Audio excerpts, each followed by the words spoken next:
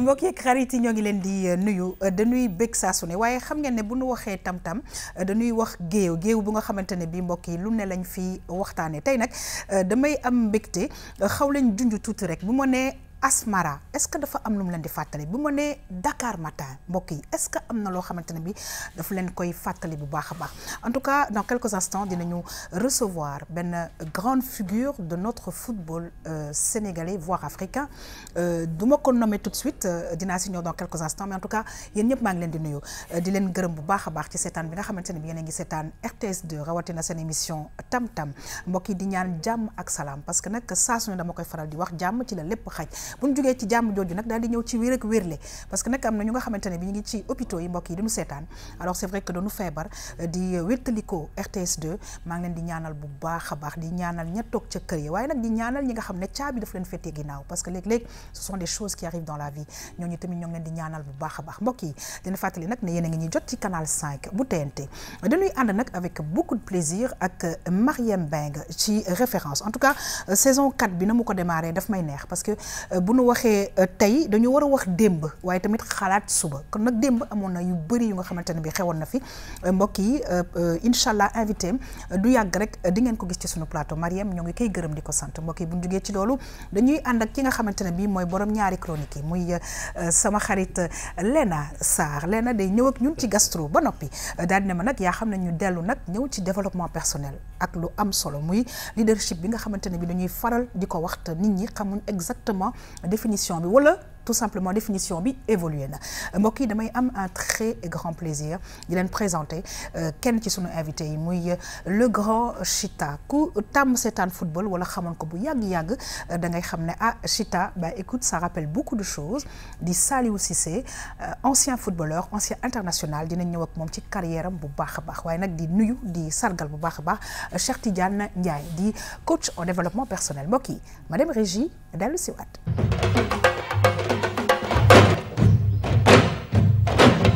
waaw saa su ne nag dañuy kontaan parce que nag bu ñu nee Sénégal dañu ne mbirum kal te mbirum kal mbokk yi wax dëgg yàlla dafa am importance te nag caameen yi ak saareen yi nañuy faral di ñaanalante lu baax parce que du coup day dal kon nag saareen bi toog sama wet maa ngi koy ñaanal jàmm ak salaam mu nekk bal tengs boo xam ne day dem dellu si waat ci man en tout cas Léna maa ngi lay nuyu c'est toujours un très grand plaisir de te recevoir et comme je l'ai dit la dernière fois tout en beauté et je pense que j'ai droit quand même à quelques explications. xam nga mooy li ma doon wax keroog bureau Fadjey da ngay sànni ay pic. après nga dugal beneen sujet pour ma fàtte li nga njëkk wax. d'accord ok. xanaa nit bu la nee ngir yàlla rek jox ko keneen. waaw mais Salif Sow ngi fi tey damaa egg si mu may attaqué naa ma il faut que ma xool saag bi ndax ay pinton nekku si. mënoon nga ko jox Salif rek. waaw mais dama la ko jox parce que ni nga koy téye moo baax. yaa xam maa ngi lay fay. di la remercier aussi di nuyu Marième ak suñu ay invité kon ni nga ko waxee sànq rek tey nag leadership la ñuy waxtaanee ak suñu coach développement personnel bi nekk suñu invité. ngir gën ko yaatal gën ko leeral. ñoo ngi lay gërëm di la sant bu baax a baax Léna Sarr waaye nag di sargal di gërëm bu baax a baax Marième Mbengue parce que dama leen koy faral di wax sunu taskatu xibaar yi nga xamante ne bi ñu ngi fii RTS2 di Léna di Marième di Maymouna ñu ngi fi def ñoom itamit liggéey bu am solo Léna maa ngi lay Marième maa ngi lay nuyu c'est un plaisir parce que sànq maa ngi koy wax bu ñu ne tey faaw nag ñu xool démb parce que nag ko xamul sa démb defe naa ne doo mën a xam futur ba ngay jëm kon nag c'est très bien de nous amener des anciens ñu ngi lay nuyu di la dalal jàmm c'est toujours un plaisir comme ça de te recevoir.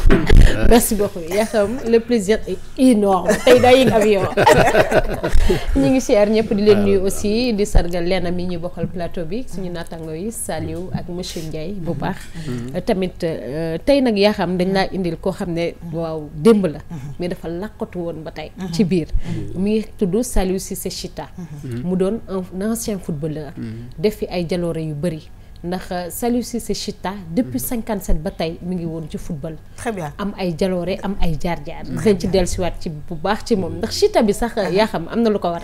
waaw loolu yëpp dinañ ci ñëw en tout cas dañuy kontaan parce que yaa ngi koy wax 1957 c'est-à-dire bien avant les indépendances de notre pays le Sénégal mbokk yi maa ngi leen koy wax sànq c'est un honneur en tout cas pour nous te xam nga koy faral di dégg. après mu toog ci sa plateau mais c'est énorme monsieur Saliou Cissé Chita ñu ngi lay nuyu di la dalal jàmm na mu waree. fii ci plateau Tam-Tam di kontaan bu baax a baax ci sa teewaay parce que nag c'est vrai que j'en profite pour saluer nos lions. ñi ngi ñoom tamit di préparer wu di dem fu nga xamante ne bi ñu ngi leen di ñaanal ndam. En tout cas c'est un honneur pour la RTS2 di la recevoir parce que nag maa ngi koy wax sànq bu ñu waxee tey ak suba démb tamit daf cee bokk. Absolument.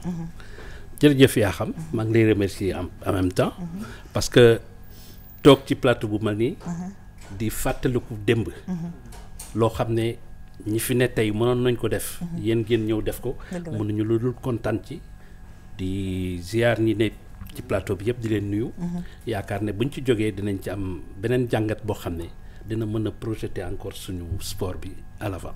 ñi ngi lay gërëm di la sant bu baax a baax xam naa ne ay Asmara ak ay Dakar Matin yooyu yëpp dinaa bàyyi bu ca kanamee Mariam dina ci ñëw waaye di nuyu bu baax a baax monsieur Cheikh Tidiane Ndiaye di coach en développement personnel Cheikh Tidiane ñoo ngi lay nuyu. C'est aussi un grand plaisir ñu recevoir la ci émission Tam-Tam tey nga ñëw ak ñun ci lu nga xamante ne bii je pense que les gens quand même l'utilisent un peu n'importe comment leadership mais tey dinañu ko tekkil bu baax bu ko defee ñu am ci lu ñu mën a jàpp ci côté leadership.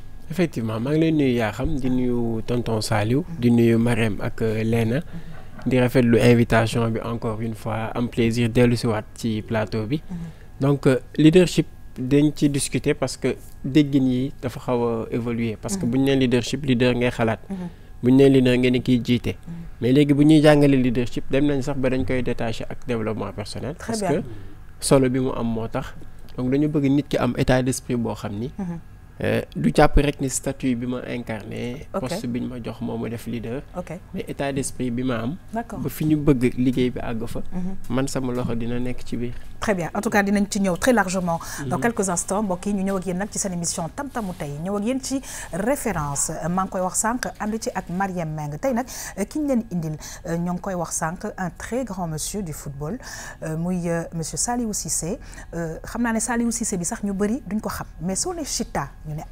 footballeur bu mag mbokk yi ñu dem xoolal nañ ci Mariam indil dellu si waat.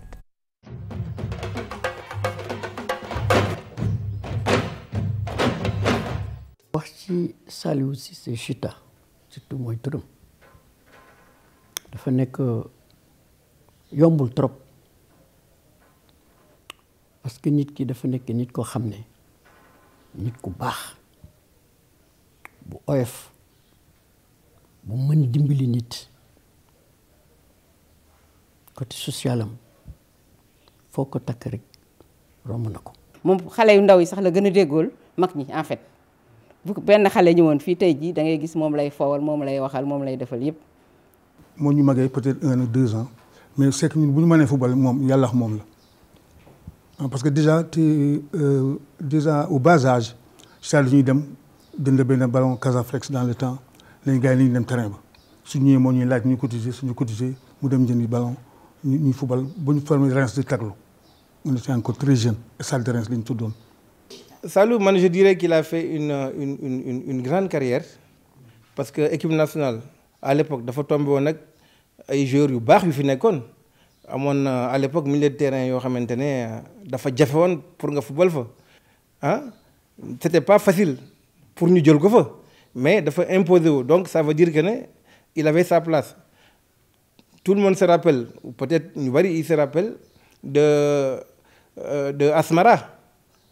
Asmara ñoom ak sama mag yi ñoom Demba Coy ñii c'est des symboles moo tax Asmara boobu rek tax na ba kenn du leen fàtte et Chita il faisait partie de cette génération là yi dem Asmara. Je commence par le footballeur qu'il avait été.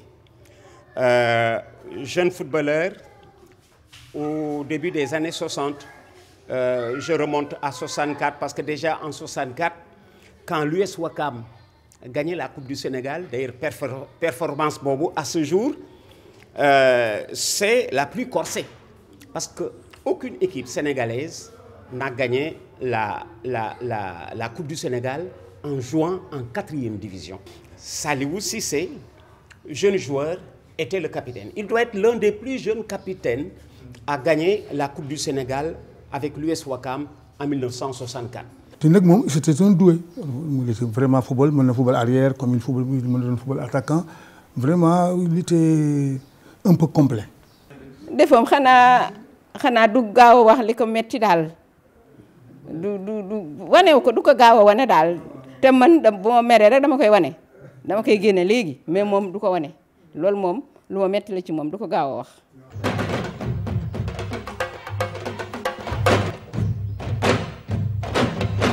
mbokk xarit yi nag dañuy kontaan ci Marième Mbengue parce que Marième nag ka nga ñu indil defe naa ne li nga xamante ne bi mooy woyof bi Tata wax defe naa ne loolu ñun déjà gis nañ ko parce que voilà on discute un peu avec nos invités laata ñu yegg suñu plateau waaye dafa am benn jaar-jaar bu nga xamante ne bi il était extrêmement important que RTS2 ñëwaat ci mu nekk référence parce que nag certainement les lions sont en train de nous regarder partout dans le monde et que xam naa ne ku mel nii ak fa ñu jaar ak jomu gaynde ga ñu am je pense que mun nañ ci ñoom itamit puiser en tout cas merci Marième.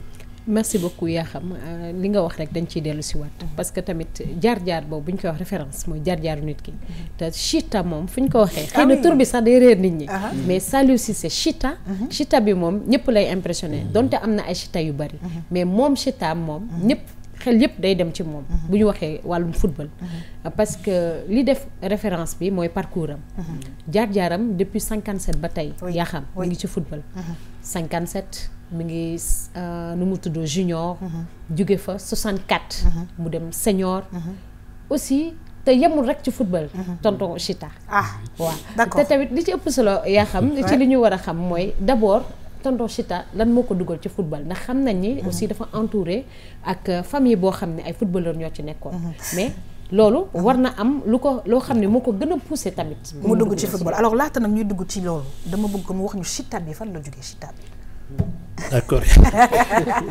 yaa xam mag lay remercier parce que ñu ci bari effectivement xamuñu exactement nu mu demee parce que man dama newoon à Ouakam mon grand-père di liggéey à Air France d'accord ma grand-mère tous les jeudis mu dem di leen jaay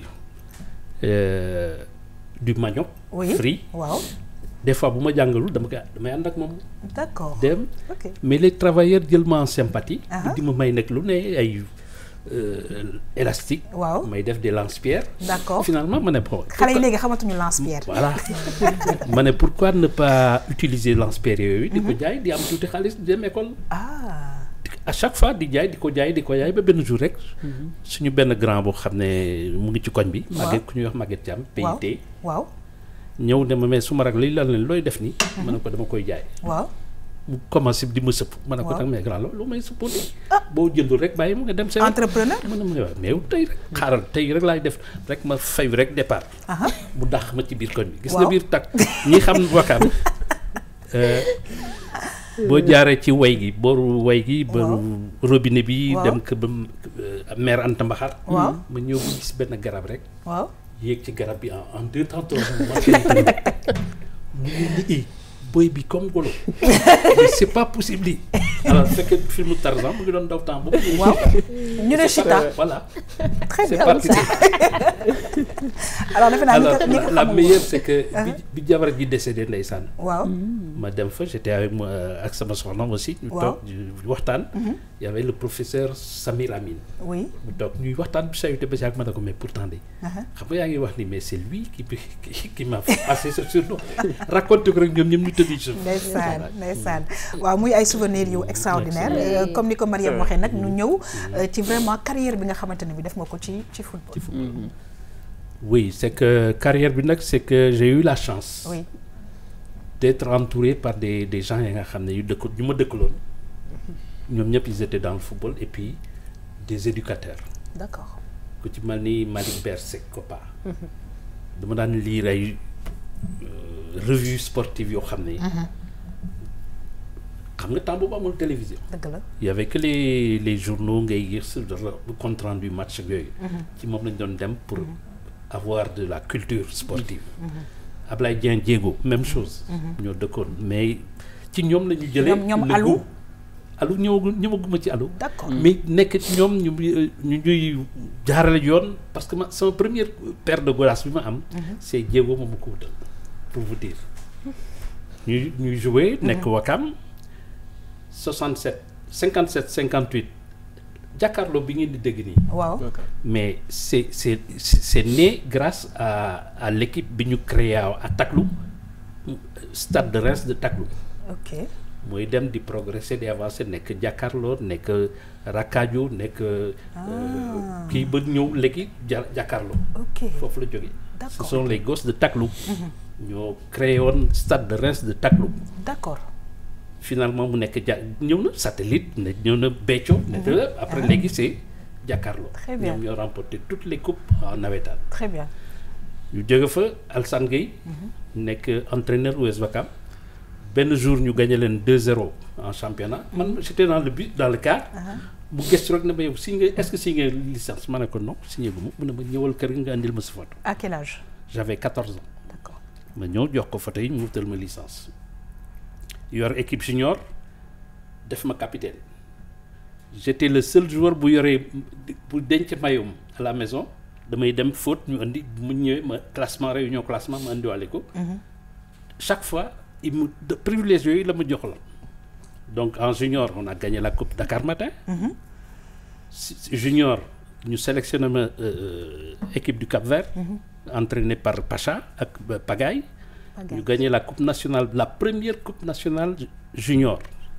ñu ñoo gagné avec la sélection du Cap-Vert. ok. kon daal yaa xam mën nañ ne jaar-jaar yi am na solo lool parce que tamit bu ñu xoolee parcours am en 1964 aussi ñoom gagné nañu coupe nationale senior. donc dañuy ñëwaat tamit ci li nga xam ne moom mooy parcours yi ki nga xam ne moom mooy Chita. parce que tamit gis nañ ni am na yenn étape yoo xam ne ci sa wàllu football jaar nga si.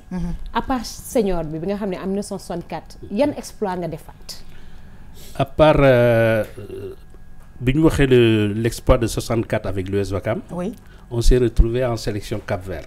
D'accord. Nous gagné la coupe, la première semaine de la jeunesse, médaille d'or. En 67, 68, on a gagné encore la médaille d'or. D'accord. Mais au niveau de Ouakam, on a été finaliste du championnat. D'accord. Nyok Foyer. Ok. C'est la seule finale où après 2-2 ñu def 3 séries de tirs au but. 3 séries de tirs au but. te temps boobu benn joueur mooy dóor penalty yépp. ah. non okay. Mais c'était comme ça. Si. Ah benn joueur mooy dóor penalty yépp. benn joueur mooy dóor tous les 5 penalty. D'accord. ñu def une première série. 5-5. Et comment était vos stades ak yan stade nga ñu mën a wax fii ci Dakar. Mais stade Demba Diop de daan fees boo demul le matin à 8h tu n'as pas de place. Donc il y avait le stade Demba Diop ak ban stade aussi. Bon stade.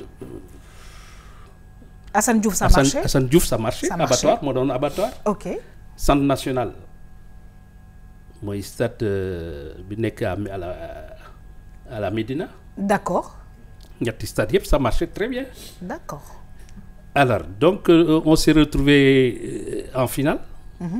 Gagné la coupe nationale senior. Oui. ñuy dem di dem ba finalement au niveau du Cap-Vert on avait tout raflé. Très bien. De vrais lions quoi. Oui. Donc on s'est retrouvé finalement en équipe nationale. D'accord. J'avais presque 19 ans. À l'époque, il fut même le plus jeune capitaine dans parce l'équipe que nationale. ouais, j'étais au lycée. waroon dem j'étais en seconde imprime ak ñoom Decroix. Imprime. Imprime. loolu moo doon seconde imprime. moo doon ban. C'est scientifique. D'accord.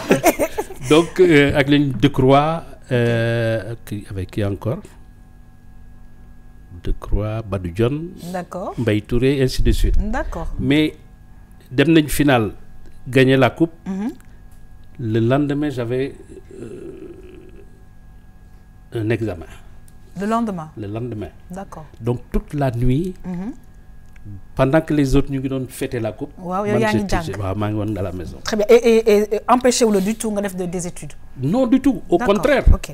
Le lendemain quand j'ai été au lycée pour def sama cours. Mais le lycée était en ébullition ñëpp génn. Finalement c'est un des pions qui m'a dit écoute xoolal bu ñu fontoo génnal nga ñibbi. demal noppalu ji. En tout cas. Lipierre, il s'appelle, il jouait à Gorée. dafa ñëw di ma daal demal ñibbi. C'est pas la peine. kay doo def examen tey. Alors ce qui est bien c'est que maa ngi lay jox parole dans quelques instants c'est-à-dire que avant loolu la ñu doon wax mi ngi wax Lipierre dañu doon wax Thiam Yakham Meng Mariem voilà c'est comme ça que ça se passait avant. waaw Yakham ñu delluwaat tamit ci exploit yi nga xam ne moo gën a ràññeeku parce que bokk na ci li nga xam ne buñ ne Asmara rek ñi ci bokkoon dañuy xam ne ay dëgg-dëgg gaynde lañ. dëgg la te Asmara boobu Yakham particularité mooy Sénégal dafa bokkoon ci benn poule. ok poule bi Congo Kinshasa moo ci nekkoon. d'accord ak Congo Brazzaville ak Ghana. ok léegi tonton Asmara boobu. man lu ma jaaxal c'était la meilleure équipe te Asmara boobu gañewul lan moo waraloon loolu. non c'est que gis nga équipe c'est vrai il y a le phénomène qui fait que am na des erreurs individuelles yoo xam ne. oui ça se répercute tout de suite sur l'équipe. sur l'équipe. oui tout à fait. On a été à Asmara dans une poule ba nga xam ne y avait le Ghana champion d'Afrique. Le Congo Kinshasa. Pour xale yi ko xamul Asmara. Asmara c'est la capitale de l'Éthiopie. Très bien. Donc il y avait deux poules, une poule à Asmara, une poule à Addis Abeba. Ok.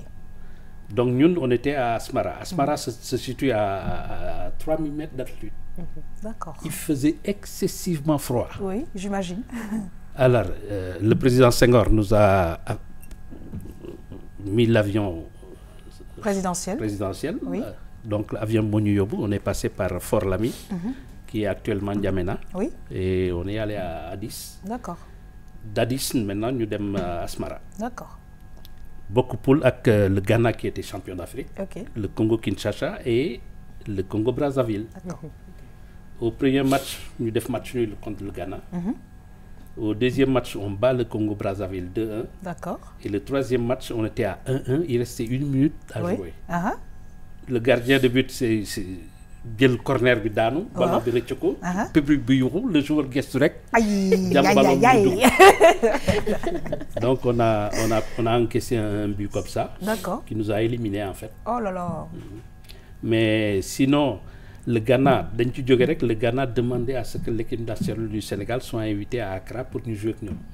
D'accord. Parce que les gënoon metti, ils étaient champions d'Afrique, ils reviennent à Asmara, ñu def ak ñoom 2-2. Oui. Mënuñu ko woon concevoir. yan joueur nga ñu mën a citer ñu nga xam ne àndoon ngeen Asmara. ñoom ñëpp mën na leen citer. On avait 2 gardiens de but. Oui. Amady Thiam et Toumani Diallo. Oui. Au niveau des arrières, il y avait Petit Gueye à droite, Yérim Diagne. On a une photo là, oui. Yérim Diagne à gauche, oui. Issa Mbaye et les Moustapha Dieng arrière centraux, Vieux Faye remplaçant, au milieu de terrain Louis Camara, Louis Gomis Akman, oui. Edouard Nyakadia à gauche. Ça, c'est des noms qui reviennent. Oui. En attaque, Pierre-Émile Diémé, Yatma Diop, Pape Ndiaye, oui. Yatma Diouk, Baye Moussebo Repay, Doud Diong et Insa Diagne. Très très bien. Alors ils sont en rappel. Et je veux dire sans rien photo et j'en profite bala ma lay joxat kaddu gi di saluer le travail du doyen Lay Diaw.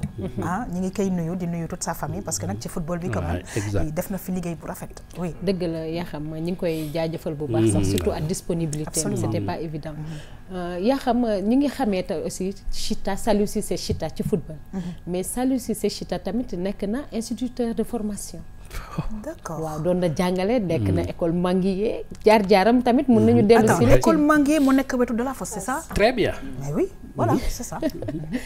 Effectivement parce que man bi may ñëw bu ma jógee lycée Blaise Diagne j'ai fait le concours jàll nekk instituteur. D'accord. On m'a affecté à Médina A. L'école d'application de la Médina A en face du marché Tilène. D'accord. Il y avait comme directeur Amadou Mokhtar Gueye. D'accord. Et j'étais avec des professeurs, des instituteurs vraiment qualifiés qui m'ont appris les rudiments du métier. Est-ce que vous savez que Boubacar Ba? Boubacar Ba. Il était à champ de course, non? Ah non, champ de course, non, j'ai pas été. D'accord. Il y avait Nyom Labine Samaté. Mais des gars d'éminents instituteurs yu baax sax. Jóge fa nag dem Manguier avec Lindor Diop comme directeur. Jóge Manguier dem zone B avec Dout Ndiaye ñoom Iba Der Thiam. waaye ñoo été à la zone B. foofu laa ne ak ñoom de là-bas nag ñu détaché ma yóbbu ministère des sports. Très bien alors c'est vrai que depuis tout à l'heure nag Marième man ak yow ni ñuy wax rek joxuñu parole Léna parce que tellement c'était intéressant ak invité alors on va vous laisser poser des questions parce qu'on va dans quelques instants passer à autre chose Léna. waaw na ngay séddoo na nga séddoo lépp moom ba mu des lekk bi mais vraiment damay saluer parcours tonton Chita parce que man dama ko doon faral di dégg mais surtout à la radio ma doon dégg ñuy wax ci moom su événement sportif yi amee léegi man xam nga génération 2002 laa gën a xam ba tey jii fu ñu toll dama bëggoon xam ndax nouvelle génération bi yéen ngi leen di encadrer aussi ci wàllum football ne serait-ce que en leur donnant des conseils. ah foofu là je suis désolé mais amuñu benn contact ak ñun. aïe aïe aïe. Pourquoi? Parce que ils sont pas venus vers duñ leen di gëstu. non ñun fi mu au niveau des anciens xam nga il y a différentes promotions. Différentes catégories. Oui. ñun peut-être ñu ngi bokk ci génération intermédiaire. Entre 63. Oui. ak 86. Parce que il y a des gens de 63 yu fi nekk ba léegi. compagnie Cheikh Thiouni ñu ngi fi. Oui. Bouba Diakhao génn na àdduna il y a pas longtemps. mu ngi foon. mais entre génération boobu. ak génération 2002. il y a eu la génération Asmara. Oui. 85 86 non 65 ba 68. Asmara ak Tunis. 86 ñëw. El Hadj Malick Sy Souly ci ban la bokkoon. El Hadj Malick Sy génération 63 la bokkoon. D'accord. Coy bi doon wax léegi. waaw 63 mook El Hadj Malick Sy ñoo gagné les Jeux de l'amitié. Très bien ñu ngi koy nuyu d'ailleurs suñu papa. Et pourtant ñu ngi fi ba léegi. on ne les contacte pas. Ah, ça c'est vraiment dommage. Alors une question, nga baal ma tonton, très rapidement parce qu'on me demande de passer. Oui, donc di rafetlu déjà le fait qu'on ait voyagé un peu dans le temps. Oui.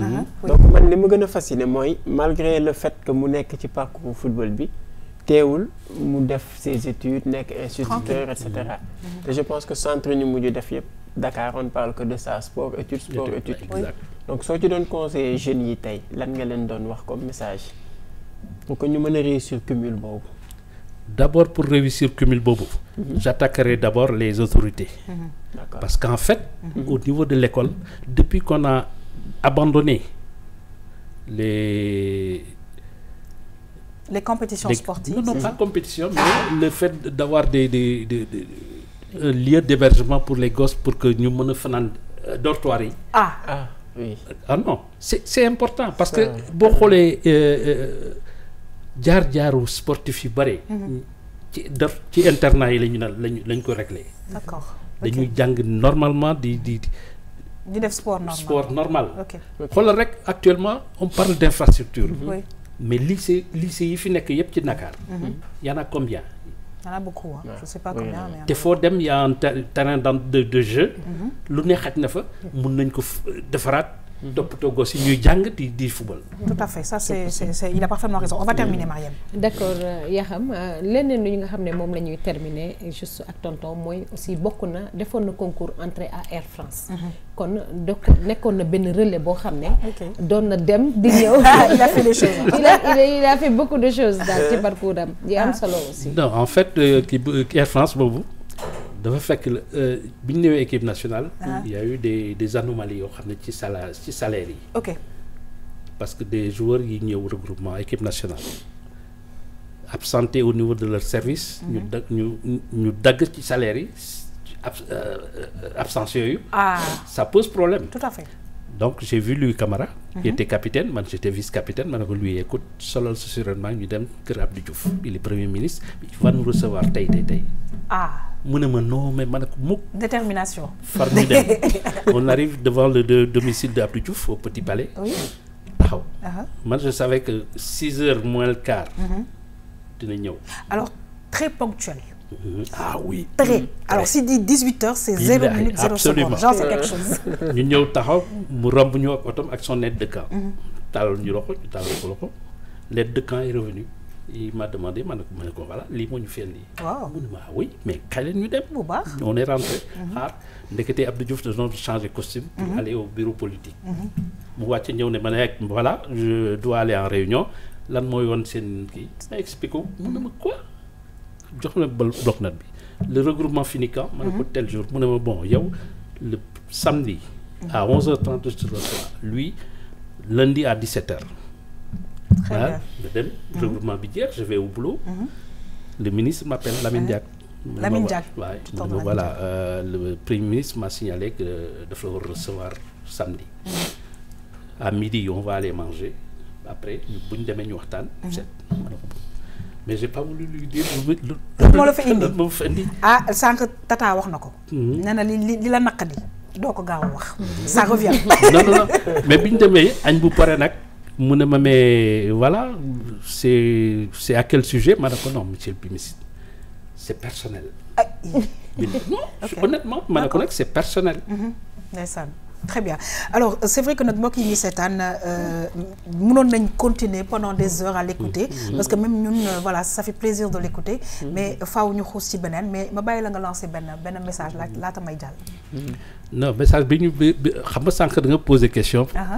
si la génération 2002 ak ñun. waaw parce que gis nga pour faciliter yenn kii il faut suñu dirigeants yi accepter une chose.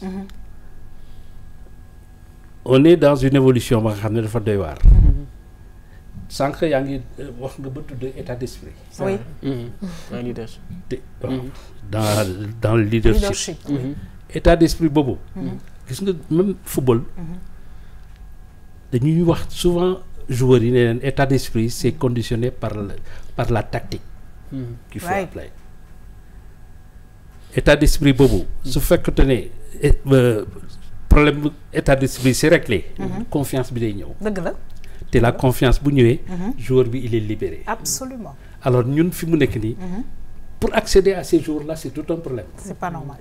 les dirigeants de la fédération doo ci wax ak kenn mu wax la parce que ñoom ñëpp ils sortent du nawetaan amuñu boobu expérience. tous les dirigeants. alors que vous pouvez vraiment c'est yàlla vous pouvez vraiment absolument aider et te yaa xam encore boo xoolee bu baax. toutes les grandes équipes africaines yi réussir. dañu les anciens internationaux ñuy chapeauter ces joueurs. tout à fait en tout cas voilà mënuñu continuer parce que tout simplement de l'autre côté de la réalisation on me demande d'avancer mais en tout cas moi j'ai envie d'applaudir. on va applaudir très fort. parce que tout simplement mbokk yi ki ñu doon recevoir tey di monsieur Saliou Cissé Chita ku ko xamul tamit dégg nga ko donc mu amoon solo lool Mariem pour génération yi gis ko parce que je pense qu'il y a même des footballeurs yu nga xamante ne bi actuellement ñu ngi nekk ay Lions peut-être sax xamuñu parcours am donc ça c'était quelque chose de magnifique et moi quand je vois des sujets comme ça I'm so glad je suis contente et très certainement ñi nga xam ne ñoo ngi ñuy seetaan ñi téléspectateurs yi Mariem thank you.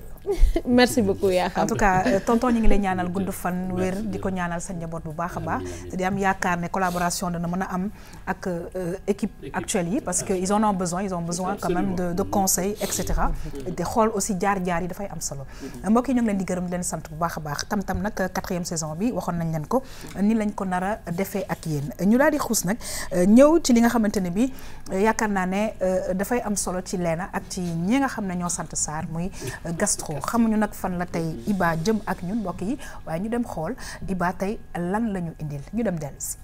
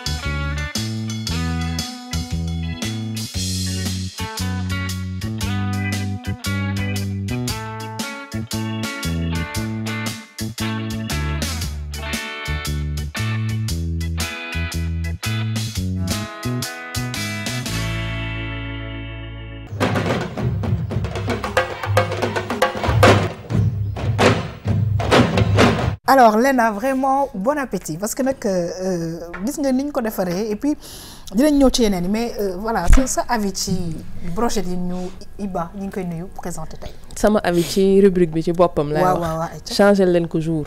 def leen ko lundi wala mardi wala mercredi wala vendredi. non parce que lii nii torture la. c'est vrai ma léegi soit ngeen changer ko jour soit soo leen ko tegee damay gëmm. da ngay gëmm. alors même boobu loolu lay mën a demee. l'objectif c'est pas nga gëmm l'objectif c'est que nga ko xool jàng et puis voilà xool naka lañ koy defaree. yaa xam bon alors kon ma bàyyi la nga taxamti ku le temps que may dem si Mariem. Alors Mariem, on a vu avec Iba le choix aussi de la viande. C'est extrêmement important ci booy defar brochette.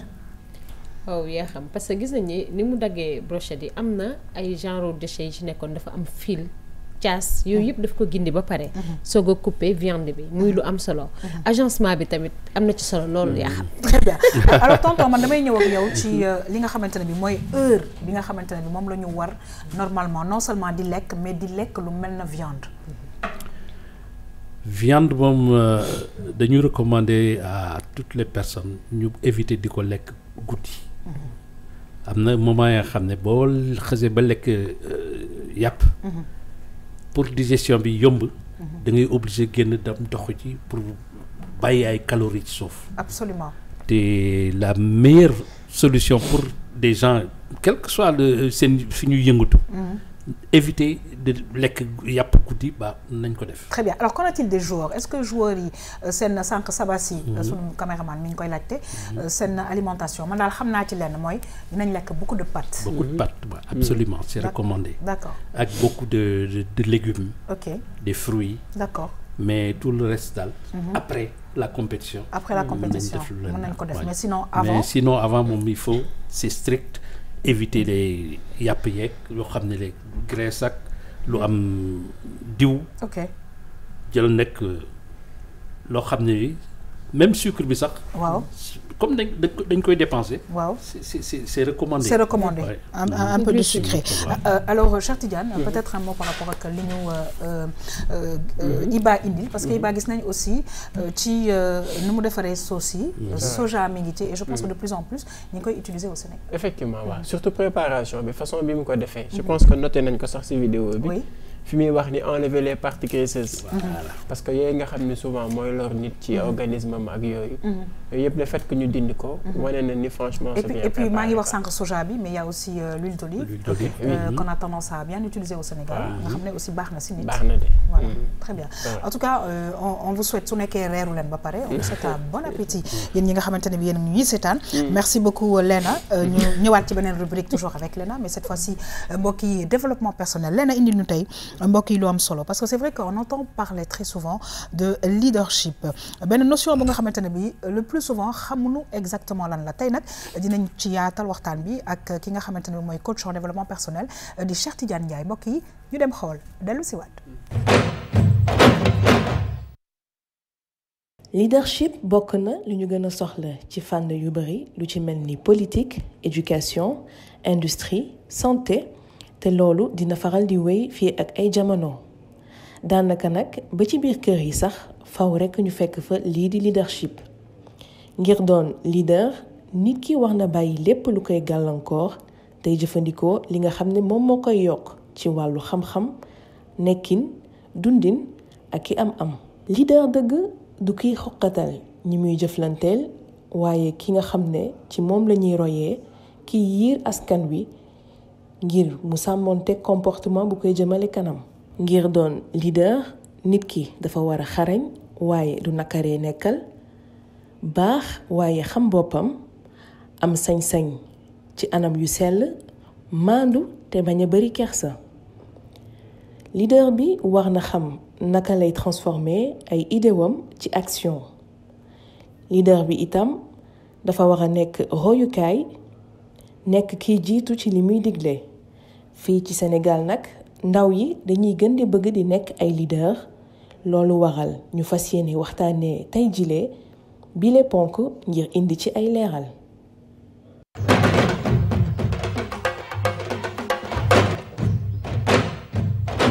alors là dafa mel ni yaa ngi ñuy commencé sax gindi parce que li nga wax gis nañ qualité yu nga xamante ne bi leader war na ko am te nag mu nekk ay qualité yu nga xamante ne bi xaw naa koo fonk tuuti mooy daal audace bi c'est important gentillesse bi c'est important prise de décision bi et cetera et cetera. Donc merci Yakham boo gisee ci élément bi ça a été fait exprès ñu wax aspect peut-être extérieur bi mën a tax ñu ràññee leader mais dafa am benn aspect boo xam ne limite intérieure la boo xam ne aussi amaana moom moo ci ëpp solo loolu nag damay bàyyi suñu invité nga xam ne coach développement personnel la mu indi ñu ci ay leeral lan mooy li nga xam ne ni moom moo ëpp solo ci leadership.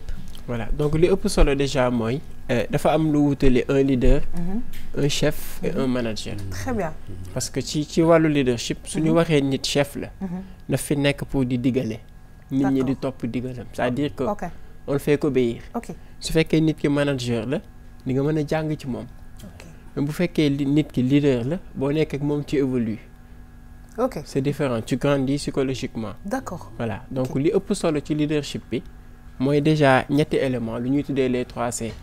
Ce comportement ses compétences ak collaboration bi ngay séq ak nit ñi. Ah ça c'est important. Parce que compétence yi ngay am lu mu am solo su fekkente ne àndul ak comportement bu gën man souvent dama ciy citer benn citation bu ma neex bu Zig Ziglar dafay wax ne notre attitude plus que notre aptitude détermine notre altitude. Tout à fait. C'est-à-dire attitude bi mooy sa comportement aptitude bi mooy compétence yi mais altitude bi mooy cër ak personnalité bi ngay am en tant que leader.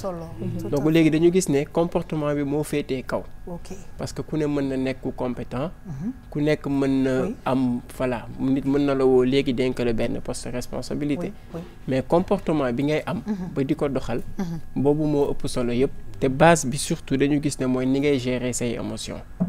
Voilà mooy li ñuy tuddee intelligence émotionnelle. Oui exactement. Mais Mame Cheikh dafa nekk loo xam ne nii suñuy wax wàllum leadership dañ koy gën di faral di séntu ci wàllum politique.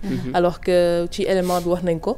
Même dans une famille peut-être dañuy foog ne c'est le père moom moo war a nekk leader mi mais très souvent c'est la mère moom mooy nekk ci situation nekk leader. Donc def nga distinguo entre le meneur le leader ak le décideur. Instant bi nii yan yeneen domaine à part politique la ñuy mën di gën a gis wàllum leadership dañ ko ciy gën a ràññee. waaw parce que leadership passe partout la. mën na nekk ci politique. mën na nekk en entreprise. D'accord. Donc ci cadre personnel mën na nekk aussi ci sa vie ci cadre bu professionnel wala bu politique. mën na ñëw aussi ci sa vie personnelle. mag ñi par exemple dañuy nettali ni famille boo gisoon. souvent du ku neex ku mu neex rek nga jóg ñëw jàkkaarloog sa papa wax ko leen li ngeen bëgg. donc da ngeen di waxtaan c'est vrai en plus. da ngeen di waxtaan entre frères. ngeen xool kenn. koo xam ne moom mooy dem rapporter ko le message. Alors c'est ce que je voulais c'est tellement vrai monsieur Cissé lu mu wax c'est-à-dire que leadership boobu da nga koy gis même dans la famille da nga koy gis même ci xale yi c'est-à-dire tout de suite di nga xam tiens c'est lui le leader. Voilà. Oui. Parce que ne ci famille aussi rassembler di ma waxtaan ak ñoom mooy indi yenn détermination xale yi. ñoom seen bopp dañuy am ay options ya nga xam ne sur le coup duñu mën a tëb rek affirmer wu foog nga pousse leen mooy li ngay wax c'est au niveau des 3C ñoom humilité bi mag ñi am pour mën leen pousser moo leen di indi ba ku ci nekk am sa xalaatu bopp mën sa ñëw bopp pour mën a avancer. Très bien très bien Léna. wax nga sànq donc Mame Cheikh ci lu jëm ci intelligence émotionnelle mais ça tourne autour de quoi intelligence émotionnelle suñ koy wax. c'est-à-dire que li ko indi mooy bu njëkk dañu jàppoon ni nit en tant que leader su amee yenn influence yi loolu mi ngi dépendre ci quotient intellectuel am. D'accord. C'est-à-dire fii intelligence am tollook yooyu ci wàllu xeere nekk yu demee noonu mais léegi dañu gis ne les plus grands leaders yi ñuy cité muy Sénégal muy aux États-Unis ak ñoom Steve Jobs wala yeneen dëkk c'est des gens yoo xam ni seen émotion ni ñu koy mën a gérer keneen du ko mën. waaw seen force yëpp ci gérer seen émotion parce que yow da ngay jàpp ni stressé bi ma stressé wala jaaxle bi ma jaaxle du dara ça passe mais ñoom émotion bu ñëw rek mën nañ ko transformer mu nekk benn énergie. Très bien. mu nekk benn force donc loolu moo indi intelligence émotionnelle parce que dañ jàppoon ni àndul dañ defe ne woon émotion wàllu xol la rek intelligence wàllu xel la mais léegi naka ngay def ba marier les deux parce que dem nañ ba découvrir ne amatul benn rupture entre nit conscience am ak yaramam li muy yëg loolu moo indi wàllu intelligence émotionnelle bi ak éléments yi mu àndal yëpp mu nekk fondamentaux yi mooy mën a maîtriser sa bopp. voilà surtout ci la bokk. alors Mariem gis nga moo tax macha allah chronique u tam-tam yi nekk yu nga xamante ne bi en tout cas man dama siy jàng chaque jour. alors leadership c'est vrai que tey ni ñu ko waxee ñi dañu yaakaar rek leadership allez hop politicien allez hop c'est un grand monsieur allez hop alors que là on vient de nous expliquer que ça se passe même dans les familles donc un peu partout. effectivement yaa xam parce que quand on parle de leader nit ka kuy jiite la mais njiit dañuy sukkandiku ci comportement bi nga xam ne njiit bi moom la war a yore par exemple day doon nit koo xam ne dafay mën a muñ ba pare xarañ ci xel ba pare doon koo xam ne dafa am force intérieure ba pare mën a jéggale mu doon ay atu yoo xam ne nit ku ko am rek dañ naan leader nga parce que mën nga dem tey ci benn entreprise dëgg la chef mi ngi fa mais nga gis koo xam ne saa yoo ñëwee rek da nga naan xanaa ki mooy chef bi wala xanaa ki mooy diriger fii mais loolu ay performance am moo ko koy may ak ni muy xarañte sa manière de manier ak ni muy collaborer ak nit ñi alors juste une petite parenthèse des fois mag ñi dañ koy wax ñu ne on est chef c'est-à-dire que boo gisee nit rek même mu nekk tout tànk wala dara di nga xam ne kii kilifa lay doon on continue parce que Mame Cheikh kon wax na lu jëm ci wàllum maîtrise de soi mu mel ni nag Mariam sax abordé na beneen point boo xam ne ni moom mooy motivation ma bëggoon wax ci wàllum empathie empathie suñ koy mën a firi ci wolof moom mooy nga mën a la capacité bi ngay am nga mettre à la place de l'autre wolof laa ko bëgg expliquer mais c'est plus français qu'autre chose voilà léegi nga mën a mettre à la place de keneen ki xam moom naka lay yëg loolu dafa mel dafa am solo aussi ci leader waaw dafa am solo parce que empathie bi mooy nga mën a teg sa bopp ci place nit ki. d'accord voilà ok nga xam ni kii tey dafa xëy si stressé. wala dafa xëy jaaxle wala yu demee noonu. mais loolu pour nga mën ko il faut souvent ngay bàyyi xel nit. c'est-à-dire que koo xam ne doo bàyyi xel nit. daa mel ni am nañ fi kon benn exemple. am nañ benn exemple. parce que koo xam ne doo bàyyi xel ñi ngay nekkal boo bëggee nekk un leader nekk quelqu'un qui dirige souvent day poser problème te dafa am ñoo xam ne.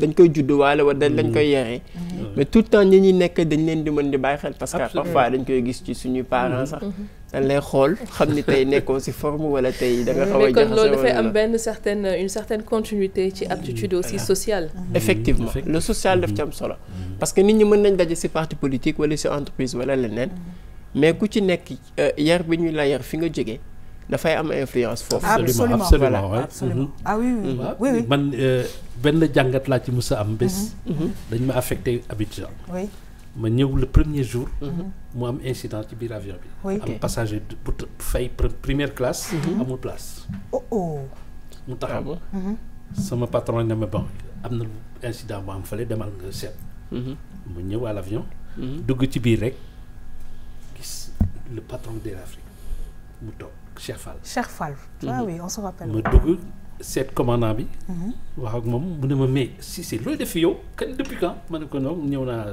depuis ce matin wër dem xoolaat ñëw xool Cheikh Fall tout de suite il a compris mu ne ma mais si monsieur Cissé man su ma demee ci gannaaw damay obligé jël ñaari siège oui alors le passager ki taxaw pour qui le connaissait ne ma mais dis donc vous n'allez pas débarquer votre patron ma ne ko si c'est lui que je vais débarquer.